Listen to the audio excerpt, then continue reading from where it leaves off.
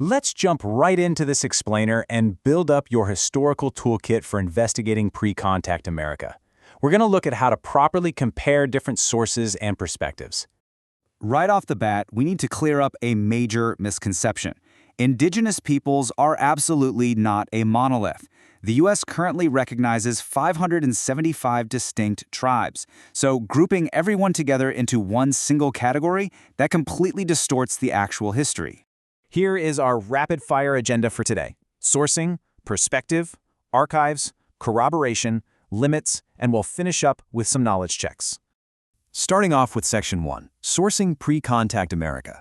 Sourcing basically means being really careful about selecting your historical evidence. You can't just trust any random document you find, right? You always have to ask yourself, who made this, exactly when did they make it, and why? To put that into perspective, indigenous ancestral homelands stretch all the way from Maine to Hawaii and from Alaska to Puerto Rico. These stories and cultures run incredibly deep across a truly massive scale. Moving right along to Section 2, Perspective and Government Archives. When analyzing history, perspective is literally everything. Different ideas, attitudes, and beliefs will shape completely different accounts of the exact same event. That's why we can never just rely on one single point of view. You have to remember this absolutely crucial fact. A government archive, or a later summary, is not a complete or neutral view of every indigenous nation. It's just one piece of the puzzle. Think about the National Archives, for example. Those records heavily focus on U.S. federal government interactions, treaty documents, military service, and Bureau of Indian Affairs admin. They represent a very specific, and much later, administrative viewpoint. Which brings us to Section 3. Corroborating historical evidence. Corroboration is how historians actually uncover the truth. By drawing information from multiple, totally diverse sources, you can spot those tricky inconsistencies, verify claims, and build really strong, evidence-based arguments. Check out this comparison model.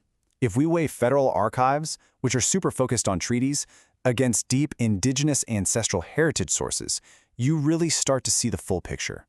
Looking at both side by side exposes some massive gaps in the historical record. Up next is Section 4, Limits of Historical Evidence. The reality is no single source has all the answers. The limits of evidence are simply the gaps in the historical record. These can be caused by the natural decay of materials over time, missing perspectives, or even just restricted access to the actual documents. For instance, federal Native American records generally only date back to 1774, and they're full of Freedom of Information Act privacy restrictions and redactions.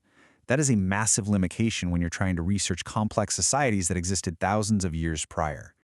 All right, Section 5. Time for our knowledge pause checks. Let's see what you've picked up so far. Here's pause check number 1. Does a treaty document in the National Archives provide a complete picture of pre-contact Native American life? Think about it for a second. The answer is no. A treaty only documents a specific U.S. government interaction, so it's definitely not a complete or neutral view of a tribe's rich ancestral heritage. Okay, pause check number 2. Why is it historically inaccurate to describe pre-contact indigenous cultures as a single, uniform group? Simply put, they are not a monolith.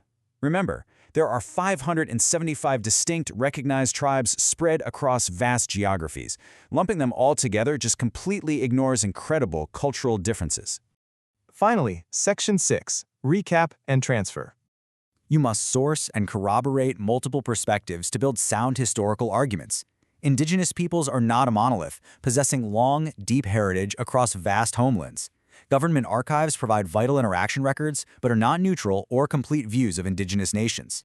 Now it's time to apply your skills with this transfer prompt.